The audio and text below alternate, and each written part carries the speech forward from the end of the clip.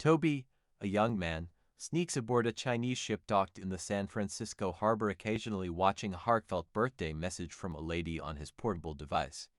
Hot on his trail are mercenaries led by Madison, determined to capture him alive.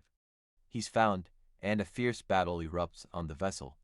The attackers, careful not to end him, are ultimately outmatched by Toby's incredible hand-to-hand combat skills, and he escapes. Meanwhile, across town at a bar, Malik, a struggling songwriter, searches in vain for inspiration. He vents his frustrations to a sympathetic bartender friend, hoping for a breakthrough. Toby seeks refuge at the same bar, sitting next to an unsuspecting Malik. He is tense, and rightly so. Moments later, Madison's men find and attack him again. Toby saves Malik, but the bartender is totaled. The bar is wrecked as the mercenaries tried to trap their target using Malik as bait. The police arrive. To escape, Toby takes Malik hostage. Madison, meanwhile, feigns innocence. The duo drives off in Malik's beat-up car, where Toby assures him he won't get hurt, but yet forces Malik, obviously reluctant and confused, to drive him to Los Angeles. At that moment, Madison updates his disappointed employer. The duo are soon stopped at a fake checkpoint set up by Madison. Captured and handcuffed, they're taken to a remote location instead of the police station. Madison appears and begins gloating rather than subduing Toby. That gives him the opening he needs to fight back, though Malik's panicking resistance as well as the enemy's willingness to dispose of him and not Toby make it a little more difficult. They quickly make their escape as Madison abandons the plan to take Toby alive and opens fire indiscriminately.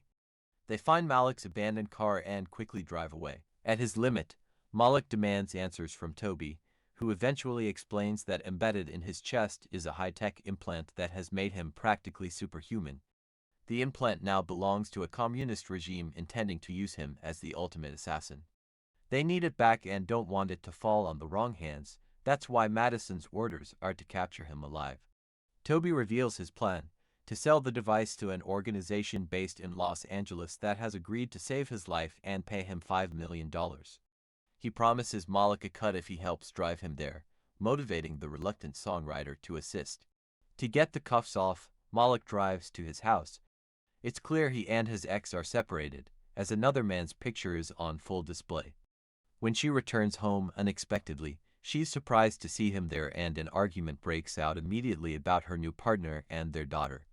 Although she's worried about him, she's quick to judge him as the culprit, even when he tries to explain he's been kidnapped.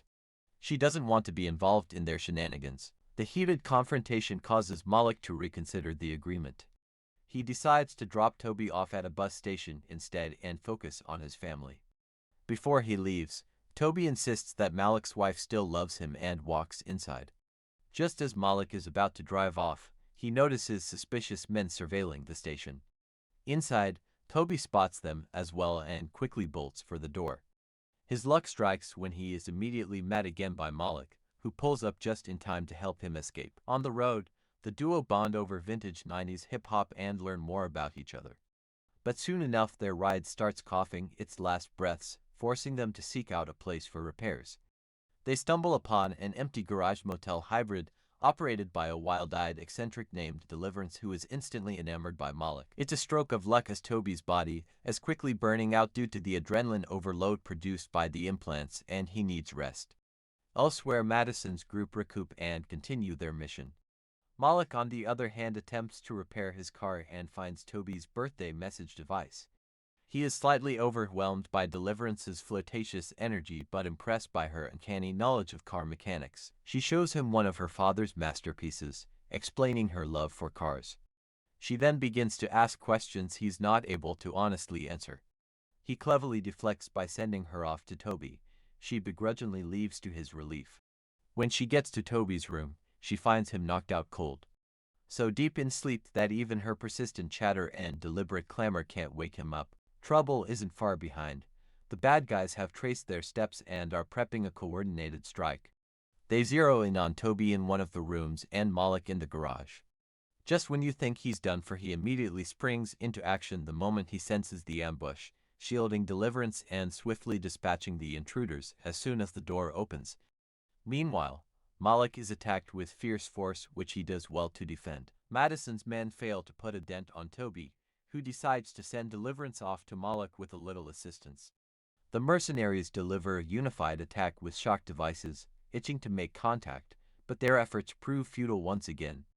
At the same time, Malik holds his own with grit and quick thinking, ducking and weaving blows. She gets there just in time to save his hind. Her enthusiasm is intense as she wildly obliterates the enemy. They take down countless bad guys together.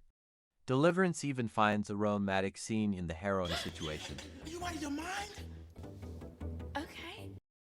This surprisingly formidable team holds their ground with amazing resilience, as Toby makes his way to the garage, consistently outmatching his opponents at every turn. He takes down a threatening assailant before reuniting with the others. He sends them off to safety while he tackles the relentless mercenaries. Toby's fight is a fierce ballet of power and precision. He moves like a whirlwind, kicking, punching, and tossing them like rag dolls. With orders to keep him alive, the bad guys hold back, and Toby takes full advantage. One by one, they fall, until only Madison remains. The clash between the two men is short but intense. Toby proves stronger, quickly overpowering Madison, who soon realizes he's no match and escapes to his car. But the looming threat of defeat becomes too much for Madison to bear. Once again, disregarding direct orders, he shoulders a missile launcher and fires a massive round directly at Toby and the rest. The explosion tears through the motel, reducing it to rubble in a burst of fire and smoke. But the three emerge unscathed, the blast miraculously sparing their lives. They knock Madison out and incapacitate all their vehicles, completely destroying one before the trio make their getaway. Overseas, the corporation unveils a new upgrade, a super assassin 10 times more powerful and more deadly than Toby. By order, he mercilessly takes down a henchman for his failures, showing the organization's full control over him. His mission, to seize control of Madison's crumbling operation and bring the relentless pursuit to a bitter end. Meanwhile, Toby and the others stop at a diner. Deliverance makes a call to the corporation, who intends to buy the device, and sets up an appointment. They agree to meet at a bar nearby. Malik makes the decision to leave her behind due to safety concerns. Although she's upset, she makes them promise to come back for her, alive. One of Madison's closest companions comes out of the rubble. The two then receive a call from their employer informing him his mission has been taken over due to constant failures and embarrassments. They are to wait for their new leader. In their car, Toby frantically searches for his birthday message communication device. Thankfully, Malik kept it safe. He's curious about the woman. With a little hesitation and a lot of pain and regret, Toby explains who she is. The woman had once been his target, someone he was ordered to eliminate. But instead, he got close to her, which led her to reveal the dark underbelly of the regime he served. 2 days after the message was recorded, they took her out and he was not able to save her. He's carried the guilt and the device ever since. The upgrade is in a helicopter coincidentally flying over where the two are. They finally arrive at the rendezvous point. A futuristic building populated by all types of people, the two unwind blissfully unaware they're being closely watched. Toby is soon approached by suspicious men, but Malik spots them in time. The strangers reveal that the device implanted in Toby's chest contains a tracking chip. That's how the bad guys always seem to know exactly where he is. Their leader, Canwell, is from Canwell Technology, the organization intending to buy the tech. He proves it by handing over a hefty down payment. He also then deactivates the tracking device. Meanwhile, Madison is met with the full cavalry, led by the new upgrade, prepared for the ultimate battle. We also see the regime tracking the upgrade and his vitals showing sophisticated levels of control. Toby celebrates with a little karaoke, subtly nudging Malik back to his wife. It's a great time of triumph, but the party doesn't last long. Toby immediately recognizes a threat that everyone first misses. Cantwell's men soon observe and quickly respond. Just before the bar is ambushed by ruthless motorcyclists. A brutal battle erupts. The innocent are not spared in the chaos. Cantwell and his men hold their ground, but they're no match for these relentless forces, and sadly they to fall victim to the assault. It's now down to Toby and Malik to save the day. The men, no longer restrained, launch deadly attacks, but the duo fight back courageously, taking down all the non-essential players, soon leaving only the unstoppable upgrade. Toby urges Malik to leave, even though he desperately wants to help his friend. From the start, it's clear that the upgrade is faster, stronger, and more agile than Toby, and he'd need every ounce of strength to defeat it. On his way out, Malik runs straight into Madison and his Goonie, and the clash begins. They each fight valiantly. Toby shows signs of fatigue while Madison brings out every dirty trick he's got. The men struggle in the brutal fight.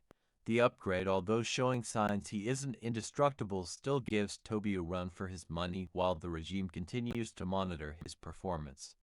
And Malik can only dodge and avoid so much as they keep coming. They soldier on, as this is a fight for survival they can't afford to lose. However, since we're nearing the end of the movie, our heroes land a few well-timed punches and kicks to gain the upper hand. Seeing the upgrade clearly losing, the regime exploit their advantage and boost the implants for one final attempt. This zombifying effect allows the upgrade to launch one more horrific attack. He unleashes a savage flurry of blows, while Toby, battered and bruised, pulls one final move, using a motorcycle as a last resort to put him out of his misery. System failure. Soldier terminated. The organization, however, has more soldiers waiting in the shadows. The two men reunite in victory. However, Madison refuses to lose. He tries to detonate everything. But the plan backfires when Toby and Malik retrieve the detonator Time to blow? and send Madison flying in a solo fiery blaze. The building is completely destroyed, second one that day, but the two escape unharmed. With the building engulfed in flames, they reflect on life ahead. Malik finally plans on fighting for his family. They of course have to collect the rest of the money and rebuild the motel as well as get new cars. And the movie ends. Thanks for watching. I hope you enjoyed our movie recap for Drive 1997. Don't forget to like, comment, and subscribe. See you on the next one.